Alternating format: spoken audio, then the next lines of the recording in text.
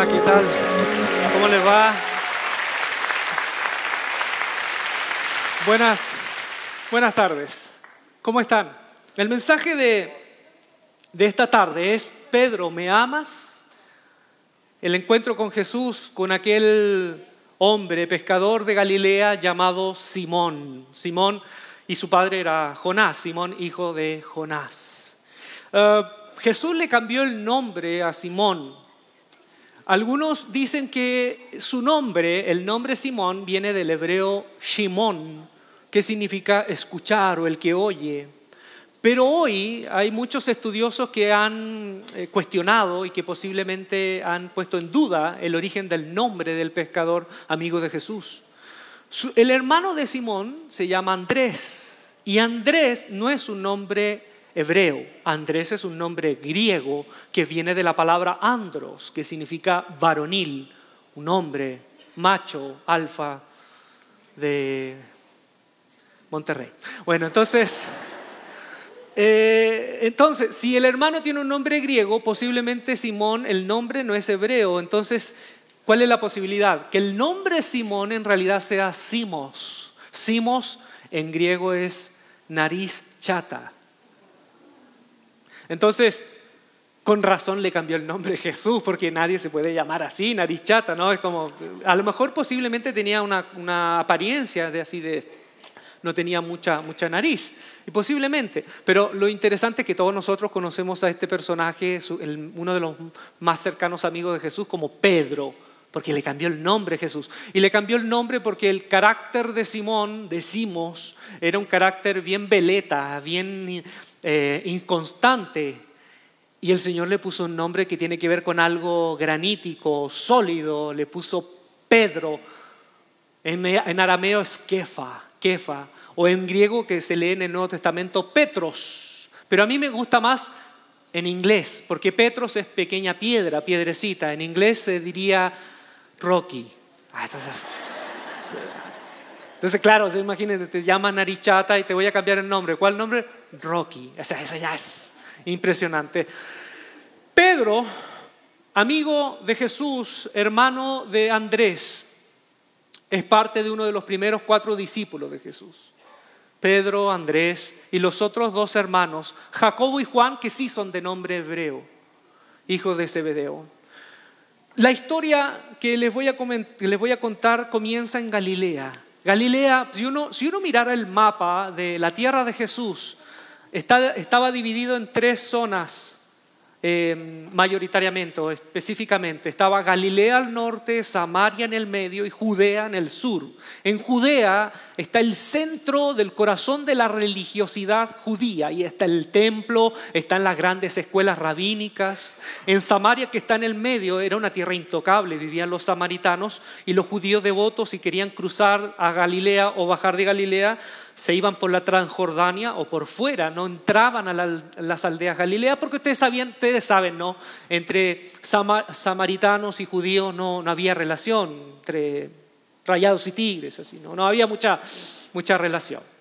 Entonces, Jesús vivía en el norte, en Galilea, y creció en Nazaret. Los de Judea, que tenían más estudios, que eran más preparados, donde estaban los rabinos más preparados, llamaban a los galileos los Aham Haaretz. Aham Haaretz significa la gente de la tierra, que era una manera eufemística de decir los campesinos ignorantes. Porque muchos de los que vivían en Galilea no tenían grandes estudios, el 90% posiblemente eran analfabetos. Las sinagogas, los rabinos no eran preparados como los rabinos de Judea. Entonces, eran gente que le iba bien económicamente, porque era una zona muy frondosa de mucha agricultura. Era una zona de mucho contacto con la cultura griega y culturas orientales como Asiria, Persa y esos territorios. Era una zona de mucho contacto con el mundo. Le iba bien económicamente, pero no eran estudiosos de la ley. Entonces, en ese lugar, Jesús concentra su llamado. Galilea, una zona de 200 pueblos, más de 200 aproximadamente, pero la mayoría de las aldeas eran aldeas pobres. Era una zona rica en productos naturales, Pero Herodes Antipas, el hijo de Herodes el Grande, comenzó a apropiarse de manera sistemática de casi toda la tierra de Galilea. Los cordones de pobreza eran terribles. Niños famélicos caminando por las calles, mujeres que sus esposos morían o por la presión de perder las tierras caían paralíticos. Uno hoy sabe que hay enfermedades psicosomáticas, que pueden haber parálisis físicas cuando alguien está con un grado de estrés tremendo. Muchos hombres caían paralíticos por la injusticia de ver que perdían sus tierras, y sus mujeres, al ver que no hay un hombre que pueda trabajar, pedían perdón al cielo y se dedicaban a la prostitución porque no había otra salida, o era prostituirse o morir. Y Jesús, en ese contexto, Él se movió. Jesús crece en Nazaret, pero se mueve en Cafarnaúm, Betsaida, Corazín, en estas zonas maravillosas alrededor del lago de Galilea. Un lago que se le llama Mar de Galilea, pero en realidad no es mar. Es una manera cariñosa de describir este lago. Y ahí conoce a estos pescadores, en ese lugar. Cafarnaúm, había mucho movimiento en Cafarnaúm. Había un muelle humilde de madera, donde casi todas las familias del pueblecito, de la aldea, se dedicaban a la pesca. Ahí conoce a los primeros discípulos. Si uno fuera con una máquina del tiempo a Cafarnaúm, se daría cuenta que la mayoría de las calles eran calles de tierra, no habían calles pavimentadas. Las casas eran de piedra, de barro. Era gente humilde que luchaba contra la pobreza. A la entrada de Cafarnaúm, como estaba delimitada con vías que eran donde venían mercaderes desde el norte hasta el sur, estaba bastante asegurada con soldados herodianos. Habían cobradores de impuestos a la entrada de Cafarnaúm, y en los muelles también habían cobradores de impuestos que les pedían impuestos a los pescadores. ¿Cómo pescaban estas personas? Pescaban de noche, porque los bancos de peces en el mar de Galilea en el día se van a lo profundo, pero en la noche buscan la superficie, y era la noche la hora en donde ellos pescaban. ¿Qué pasaba? Si les iba bien, porque pescaban con redes, a veces iban 2, 3, 4 barcas, rodeaban con redes. Si pescaban bien, tomaban los peces y no los vendían en Cafarnaúm, se iban a otra ciudad, se iban a Magdala. Magdala, a un par de kilómetros al sur, ahí vendían, porque en Magdala había unas fábricas, o podríamos decir unas pequeñas empresas de salazón de pescados, que eran piscinas en donde ponían los peces recién llegados, los cubrían con sal, se deshidrataban los peces, y así esos peces podían durar unos 3 días, 4, 5 días, lo que demoraba transportarlos hacia Judea o hacia otros lugares para venderlos. También en Magdala, cuentan los historiadores y arqueólogos, por eso les estoy haciendo que hagan el viaje conmigo. En Magdala uno entraba al puerto de Magdala, que también era un muelle un poquito más grande que Cafarnaúm. Estaban las piscinas de los pescados en salazón. Se han encontrado varios hornos de pan. Posiblemente habían mercados en donde vendían pan recién salido del horno. Habían ferias donde vendían diferentes productos. Y una de las grandes productos que se vendían en Magdala era las tintas teñidas. E increíblemente las mujeres en Magdala eran empresarias. Había muchas mujeres empresarias que tomaban las telas, las teñían con tintas y las vendían en estos mercados. Entonces imagínense una mañana llegando con una barca con peces, llegando a Magdala, hay olor a pez, hay olor a pescado cocinado que se mezcla con el olor a pan recién salido del horno, los gritos de las diferentes personas vendiendo sus productos y las mujeres tiñendo sus telas. Ahí Jesús conoce a una mujer que lo sigue hasta el final, que se llama María de Magdala, que nosotros la conocemos como María Magdalena. María posiblemente era una empresaria. Esa imagen que tenemos nosotros de María Magdalena, la prostituta, no tiene nada que ver con la Biblia. Esa es parte de la tradición posterior, producto posiblemente de hombres que con la historia, con el pasar de los siglos, tuvieron un poco de envidia de esta mujer y tratando de mostrar una imagen de un Jesús que solo tiene discípulos hombres y las mujeres están como a la distancia, proponían esta imagen de María prostituta, pero nada que ver. En Lucas capítulo 8, a María de Magdala se le menciona como una mujer que Jesús la liberó de un tormento, tenía 7 demonios. O sea, era una mujer atormentada psicológicamente, pero era una mujer que con su dinero, junto con otras mujeres, apoyaba el ministerio de Jesús. Entonces era una mujer que tenía posibilidades económicas de servir al Maestro y lo sirvió hasta el final.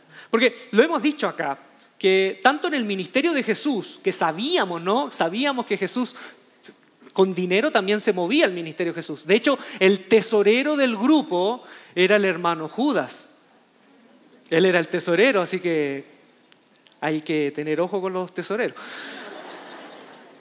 Y porque se movía con dinero. Otras veces lo hemos dicho acá, la iglesia se mueve con la voz de los que predican, la mano de los que sirven, la rodilla de los que oran y el dinero de los que dan.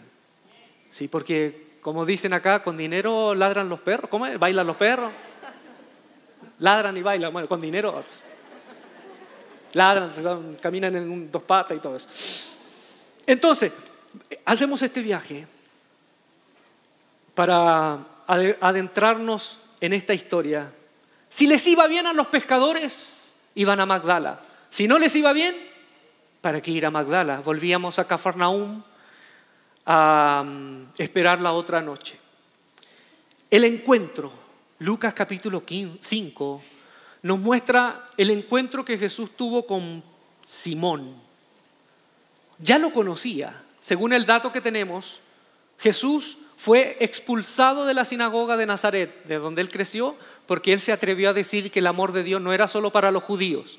Él le dijo, ustedes me dirán, médico, cúrate a ti mismo, pero yo les digo que en tiempo de Elías, Dios, ¿a quién sostuvo? A una viuda que ni siquiera era israelita, una viuda de Sarepta. Y en el tiempo de Eliseo, a una mujer que ni siquiera era israelita, una sunamita. Y a un leproso, tantos leprosos habían en Israel, pero Dios, ¿a quién bendijo? A un general que era sirio. Y cuando los vecinos de Jesús escucharon ese mensaje que Jesús estaba insinuando que Dios no tiene preferidos, lo agarran y lo quieren tirar por el despeñadero. Esa fue la primera predicación que tenemos registro de Jesús. El debut de Jesús en la sinagoga termina con que los hermanos lo quieren matar.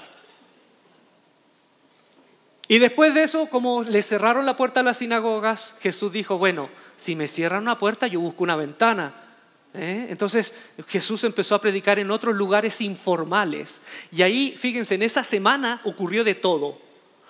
Vimos la semana pasada que Jesús tocó a un leproso, se sanó. La gente empieza a hablar de Jesús. ¿Qué onda? Hay un profeta que el poder de Dios se manifiesta a través de él. Jesús conoce a Simón, Pedro lo deja entrar a su casa y la casa de Simón se transforma en una suerte de conéctate, en donde Jesús estaba y sanaba personas. Entonces iban enfermos de todos lados a la casa de Simón. Y en ese momento Jesús sanó a la suegra de Simón, la suegra de Pedro, porque estaba con una fiebre muy alta, y cuando la sanó, dice el relato que la suegra se levantó y sirvió. Entonces eso es muy aliciente, porque si usted tiene una suegra que no se lleva bien, ore para que el Señor tenga un encuentro con ella y ella, así como la suegra de Pedro, se levante y sirva de algo. O sea, ore. Y pasan los días, no es una broma, suegra, Dios la bendiga mucho. Entonces, pasan los días y de pronto Jesús ve que en las sinagogas le han cerrado la puerta y va a Cafarnaúm al muelle. La gente lo sigue. Y en un momento Jesús le dice a Simón, oye, ¿me puedo subir a tu barca? Sí, ¿cómo no? Y Simón ya ha visto milagros. Por favor, súbase. Y Jesús empieza a predicar. Ahora, ojo, Simón había estado lavando las redes. Eso vamos a tomar después ese dato. Y Jesús empieza a predicar y habla del reino de Dios, la palabra de Dios. Y después le dice, Simón, ven, boga mar adentro y echa la red y pesca. Esto es curioso, porque Jesús, ¿qué profesión tenía? ¿Qué oficio tenía, perdón? Carpintero. Y Simón era pescador. Entonces, estamos hablando, un carpintero diciéndole a un pescador lo que tiene que hacer. Ayer estaba con unos amigos en una carnita, amigos acá de Monterrey. A mí me gustan mucho las reuniones acá en Monterrey porque sea lo que hagamos de cualquier talante espiritual, siempre terminamos en la carne. Es una cosa increíble que me encanta de Monterrey. Entonces estábamos en una carnita y yo no tengo cultura de hacer carne asada. Y yo le dije algo a mi amigo, oye, ¿puedes...? Y me miró y me dijo, ¿quiere manejar? Y ya claro, no me metí. Entonces, me imagino, ¿no?, que Jesús le dijo, que un carpintero le dijo a Simón, boga mar adentro y lanza la red. Y Simón, gracias a Dios, no era de Monterrey.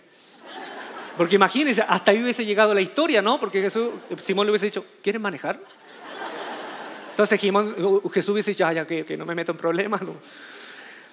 Simón le dijo, mira, no he pescado en toda la noche, mas en tu palabra echaré la red. Y boom, ocurre un milagro sin precedentes. En el día, los peces están abajo. Pero por alguna razón que sabemos, ¿no?, el Creador mismo estaba en esa barca. Y el Creador llama a los peces. Y Simón está viendo que la red se empieza a llenar de peces, y tiene que hacerle señas, porque no puede gritar, porque los peces escuchan un ruido y se van. Entonces tiene que hacer señas. Los dos que están ahí, la otra barca, que es posiblemente Juan y Jacobo, se acercan y rodean ese cardumen de peces y sacan. Y las dos barcas que están a punto de hundirse, estamos hablando que en una barca caben máximo entre 150 a 200 peces. Estamos hablando de 400 pescados. Pero ¿saben lo que me parece curioso? Es que llegan a la orilla y ¿qué hacen con los pescados? Dice el texto que al llegar a la orilla dejan las barcas, dejan todo ahí y deciden seguir a Jesús. ¿Alguien puede explicarme eso? ¿Alguien puede explicarme eso? Si hubiese sido yo, Simón, yo pongo un restaurante. Agarro unos cuantos pescados, no sé, hago la manera de disecarlo, no sé, alguna cosa para tenerlo ahí en la estantería, son parte del gran milagro. Agarro la red, la pongo en la pared y digo, esta es la red que es parte del milagro, porque me abrazaría al acontecimiento, me aferraría al acontecimiento. O levantamos una iglesia en ese lugar, la iglesia, la pesca milagrosa, alguna cosa así, bonita, llamativa, ¿no? Pero ¿qué hacen estos hombres? Dejan todo en la orilla y se van con Jesús. Entonces, ¿qué nos quiere decir eso? Nosotros somos una cultura, bien lo decía el pastor Jesús la semana pasada, somos una cultura cristiana, una cultura evangélica que los milagros son preponderantes en nuestra espiritualidad. Es más, enfatizamos el poder, los milagros, las sanidades, que son parte del testimonio cristiano. Nadie dice que no, pero ponemos a los milagros en un lugar tan preponderante que parece que todo lo demás es arroz graneado que acompaña. Y los milagros son lo principal. Fíjense estos hombres se hubiesen abrazado al milagro, pero no, dejan todo y se van. Entonces, una posible respuesta que es lógico, pero a veces no tan lógico, que estos hombres tomaron una decisión, no se quedaron con el milagro, tomaron como mejor opción irse con el autor de los milagros. Ahora, Lucas, cuando termina de escribir el Evangelio, Lucas aproximadamente en el año 80 después de Cristo se termina de escribir el Evangelio de Lucas. Y en ese tiempo muchos de los apóstoles ya han muerto. Pedro ya había muerto cuando posiblemente sale el Evangelio de Lucas. Y los apóstoles ya en ese momento donde hay una segunda generación de cristianos, los apóstoles empiezan a ser idealizados. Los apóstoles empiezan a inflarse la imagen de los apóstoles. Entonces muchos líderes de iglesia, algunos de ellos se autodefinían seguidores de estos apóstoles. Entonces aquí puede haber un mensaje. Y el mensaje es el siguiente, que es recordar que Pedro, siendo el apóstol posiblemente más cercano o uno de los más cercanos, siendo posiblemente el líder de los apóstoles, Pedro es un hombre frágil. Es un hombre que se siente pecador, es un hombre que su posición es estar de rodillas frente a Jesús y es un hombre que no se deja seducir por el éxito. Todo lo deja en segundo plano y prefiere irse en pos de Jesús. ¿Por qué? Porque en ese tiempo ya empiezan a haber líderes cristianos que empiezan a ser seducidos por el poder, por el prestigio y el éxito, que empiezan se empieza a deformar ya la imagen de un líder cristiano. Todos los líderes cristianos, todas las personas que servimos en la iglesia podemos tener la tentación de vincularnos más con la autoridad que con el servicio. Y a confundir la conjugación del verbo servir por ser servido. Entonces, ¿cómo interpretar esto del milagro? Muchos están de acuerdo que las barcas llenas de peces es una metáfora, o sea, es un milagro real, pero es una metáfora que habla más allá del milagro, que es el éxito de la evangelización. El éxito que cuando Dios se pone en el medio de la barca puede ocurrir una gran explosión de gente que llega a nuestras iglesias, a nuestras comunidades, producto de que escucharon el mensaje de Jesús. Y ocurre acá, tenemos la bendición de tener una iglesia que en números no es pequeña. Y podríamos decir que Dios ha bendecido nuestra barca. Pero también hay un peligro, porque si el evangelista mostrara a Pedro quedándose con el milagro, abrazando la barca, nos muestra un Pedro exitoso, posiblemente protagonista de lo sorprendente y vinculado al éxito y al prestigio. Entonces el evangelista nos quiere volver a recordar que el éxito, si hay un éxito, es por gracia de Dios y no por el protagonismo de los pescadores.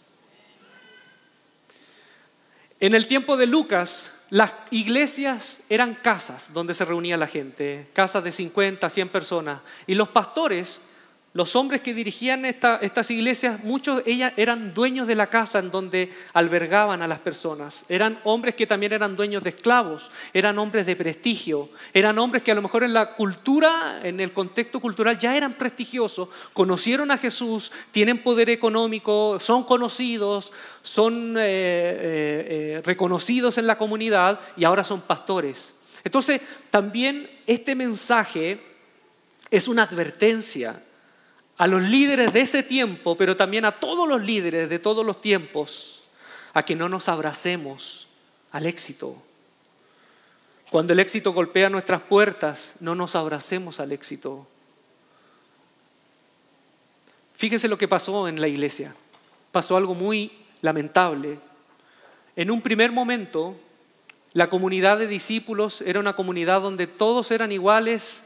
Y habían liderazgo obviamente, pero eran funciones, liderazgos que eran funciones de liderar, pastorear. Pero al terminar el segundo siglo, esas imágenes de pastor, episcopo, que episcopo en griego es obispo, eran los supervisores de la iglesia, empezó a cambiar. Ya no eran líderes al servicio de la iglesia. En el segundo siglo ya empezaron a haber líderes separados de la iglesia, líderes que eran incuestionables. De hecho, algunos autores del segundo siglo llegaron a decir que la voz del pastor es voz de Dios. Entonces, eran ya personas, muchos incuestionables, distantes, diferentes.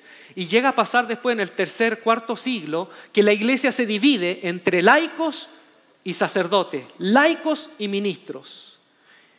Entonces, Lucas cuando escribe esto, de alguna manera es una advertencia para que volvamos a ser como Pedro. Sea el lugar que tengamos en esta comunidad, no nos abracemos al éxito y al prestigio. Siempre nuestra posición debe ser seguir al Maestro. También es un mensaje para todos nosotros los cristianos que estamos obsesionados por los milagros. Porque, como les digo, hay como casi una obsesión en algunas comunidades por lo milagroso. Jesús hizo muchos milagros y sin duda los hizo. No fue solo un maestro de palabras bonitas. Jesús hizo milagros concretos, pero nunca Jesús usó un milagro como marketing religioso. Nunca. Es más, a veces Jesús, como al leproso, le dijo, vete al sacerdote, preséntate y reinsértate en la comunidad. Pero nunca Jesús usó un milagro como marketing. No digo que esté mal de pronto mencionar las cosas que Dios está haciendo con nosotros, en medio nuestro, pero cuidado con el corazón, con la motivación correcta. A Jesús yo nunca lo he visto así sacándose una selfie detrás del endemoniado. Aquí estamos sanando al endemoniado. El endemoniado para todo México y el mundo aquí estamos. No, Jesús no hizo eso. ¿Por qué? Porque los milagros que hizo Jesús, la única motivación fue la misericordia, ninguna más.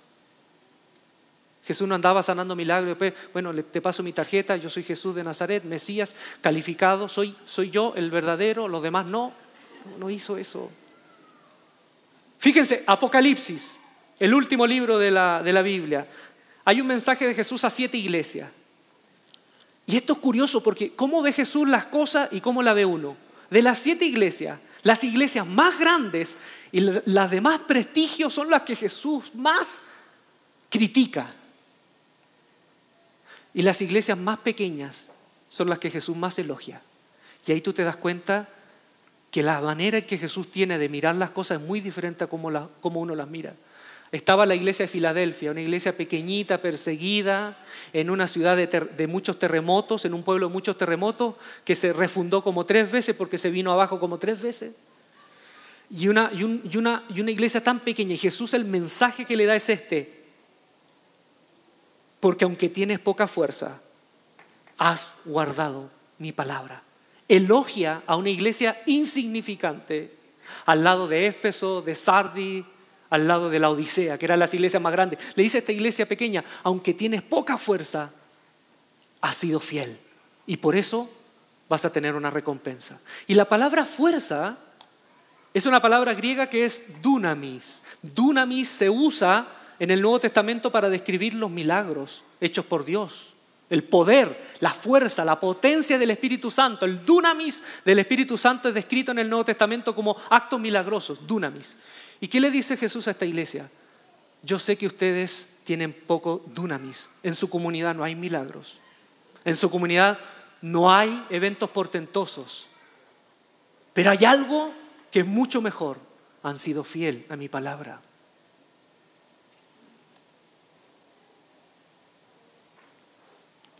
Lamentablemente a veces podemos caer en esta tentación de ser una iglesia obsesionada por lo accesorio del Evangelio y desconociendo lo fundamental del Evangelio.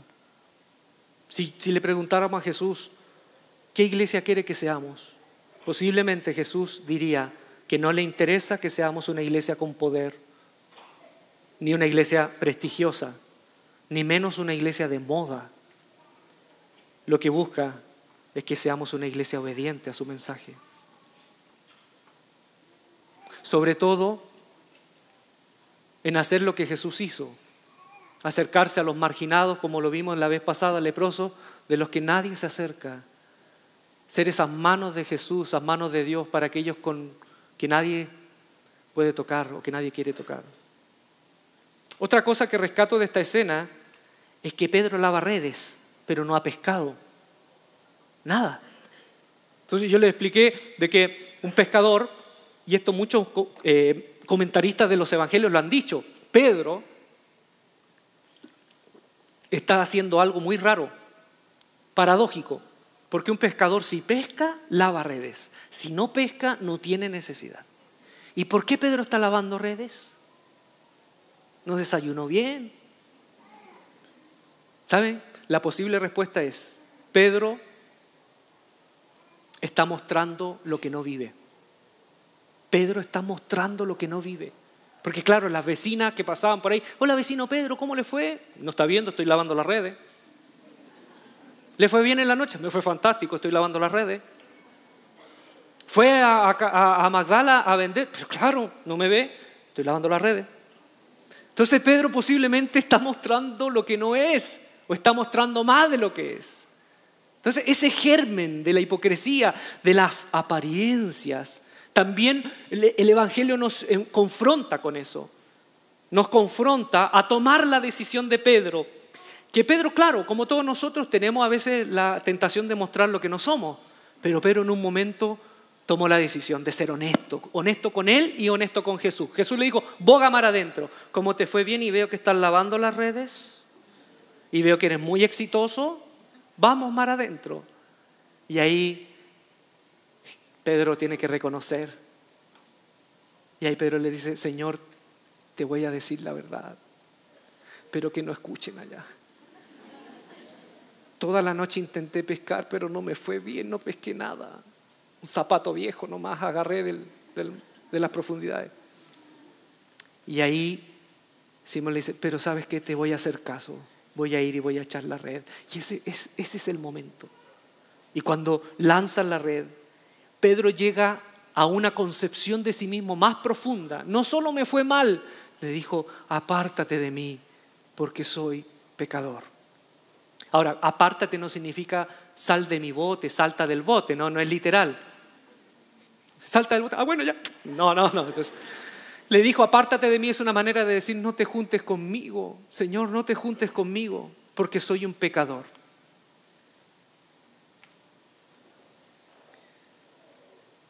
Los grandes problemas que teníamos en mi familia y en la familia en que yo crecí, los grandes problemas eran causados porque no hablábamos las cosas como eran. Siempre escondíamos la miseria debajo de la alfombra. Y eso puede terminar matando todo.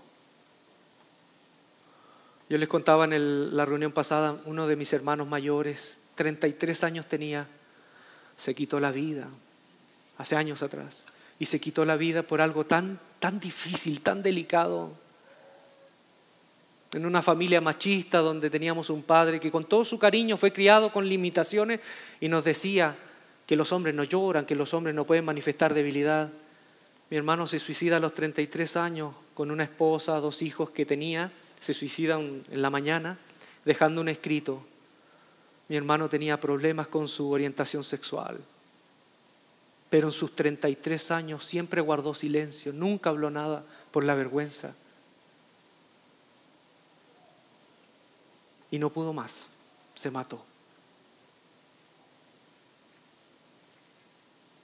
Hay un Salmo 32, versículo 3 dice, mientras callé, se envejecieron mis huesos. ¿Qué nos dice el relato? El relato nos dice, si quieres ser usado por Jesús, como buen mexicano, suelta la sopa. Si quieres ser usado por Jesús, saca aquello que te está afectando. Sé honesto contigo mismo. Seamos honestos.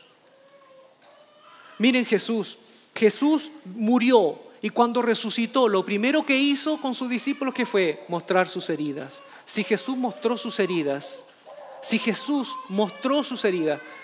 ¿quién eres tú y quién soy yo para ocultarlas? Es más, y un consejo, disculpe que lo pueda dar de nuevo, pero pasa, si usted tiene algo en contra de otra persona, si algo le afectó, si alguien le dañó, hable con la persona. No se quede con eso. No pretenda mostrar algo que no es. Hable con esa persona. La Biblia dice, Mateo 18, Jesús mismo dice, si alguien tiene algo en contra de ti, o si ves que alguien pecó, ve tú y habla con la persona. No vayas con tercero, porque eso es lo peor, Ir con tercero y contar lo que debiste haber hablado en directo. ¿Qué pasa? Vas con terceros y después esa persona que te promete, no, voy a ser confidencial, mentira. Se termina rebotando, la historia termina rebotando y después tu historia se distorsiona y tú terminas siendo el malo de la película. Vas con la persona en directo. Si tienes algo, háblalo enfrente. Ahora dice Jesús, y si no entiende, toma 3 testigos. Y si no entiende, toma toda la iglesia. Pero trata de arreglar eso, intenta arreglar, no te quedes con eso. Y si no entiende, dice, tenlo por gentil y publicano. Que no es, expúlsalo de la iglesia. Porque en el evangelio el gentil y el publicano eran las personas que Jesús más buscaba para evangelizar. En otras palabras, si hay alguien que no entiende del amor de Dios e insiste en retorcer las relaciones, hazlo entender. Habla con él primero. Y si no entiende, vuelve a reevangelizarlo con amor.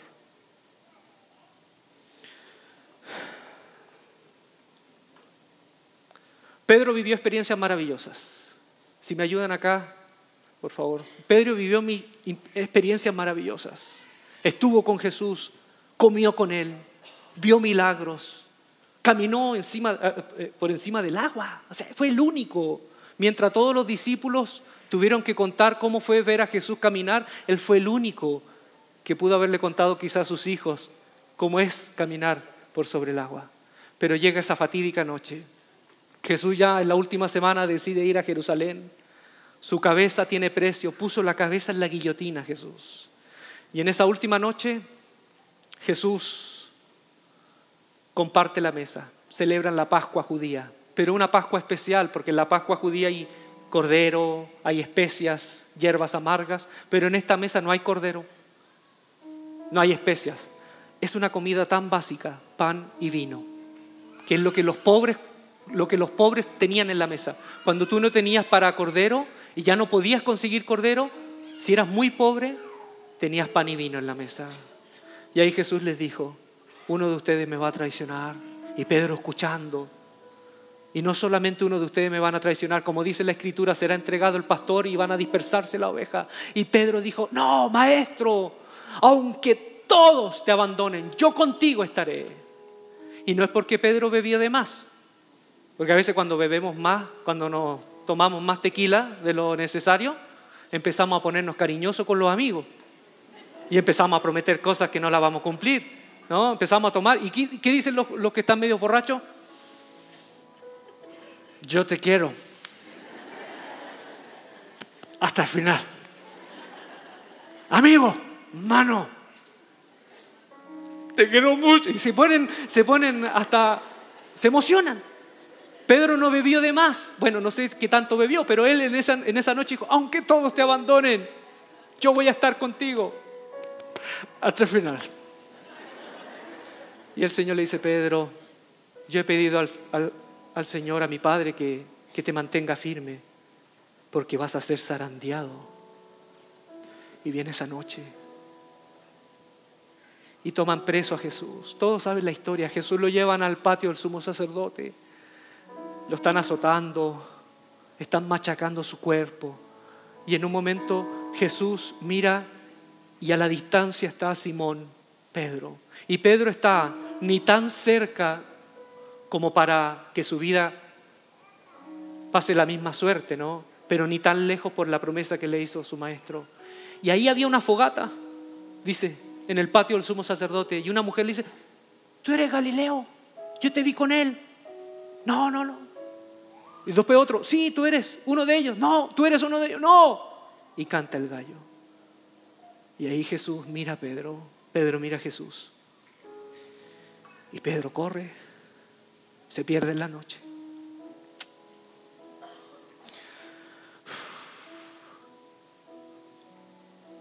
En la mañana del domingo, estos discípulos estaban encerrados en una habitación en Jerusalén y las mujeres golpean la puerta. Ellos creen que son soldados. Déjenme pasar, son mujeres. Fueron al sepulcro y dicen: Pedro, Juan, Jacobo, el Señor resucitó, está abierta la piedra, está corrida. Y escuchan la historia.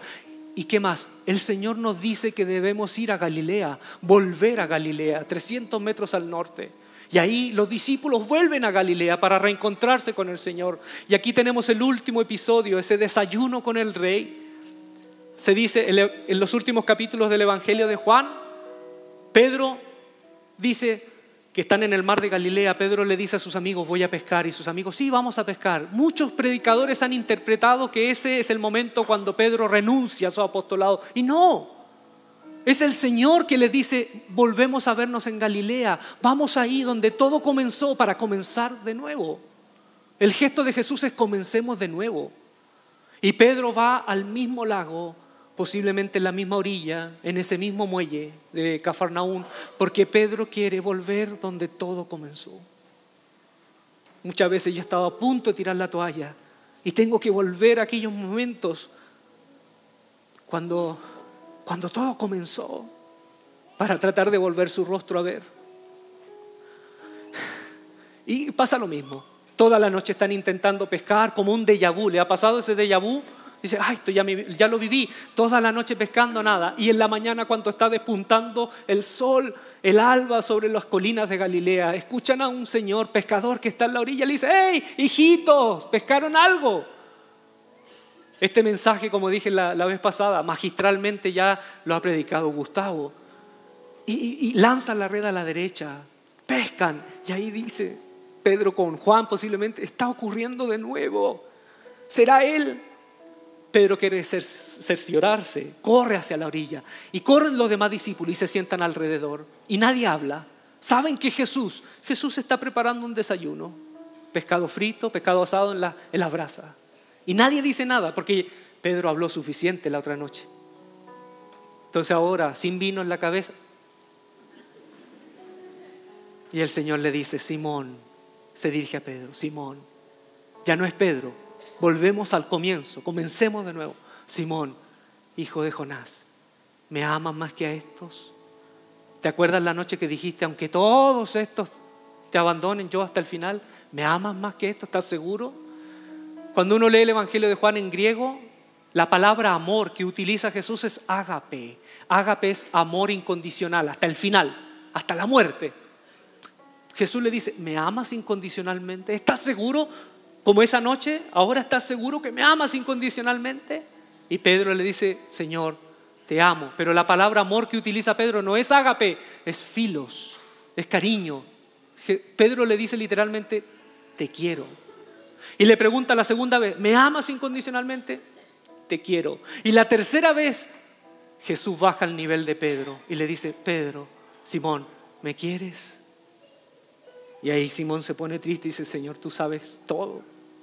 Tú sabes que yo no podría decir que te amo porque no puedo. No puedo.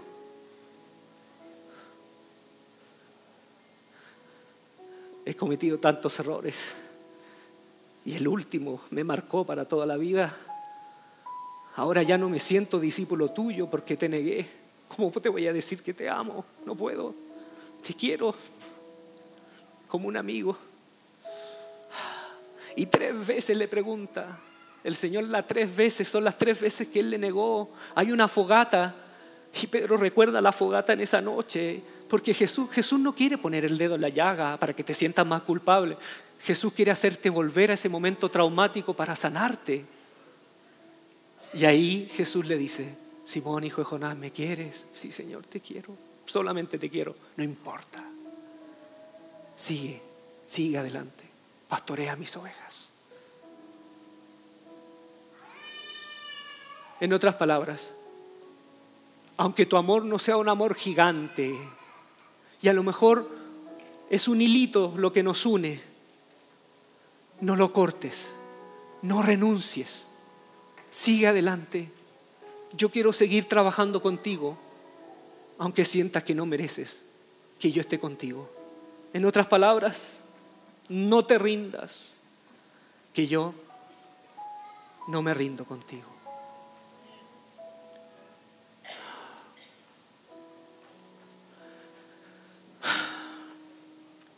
Es un buen momento para reconocer nuestras miserias.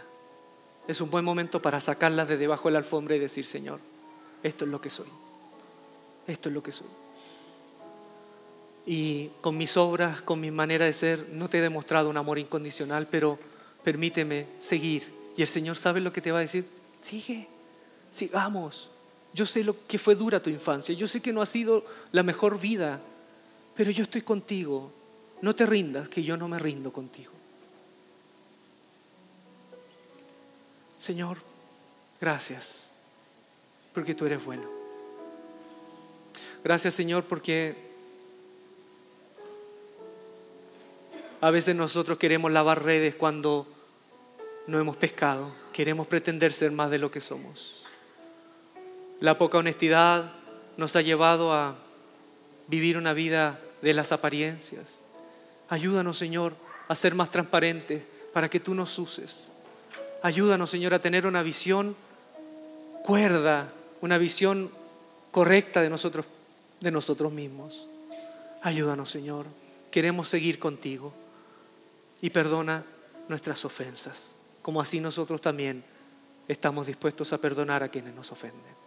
Amén y amén.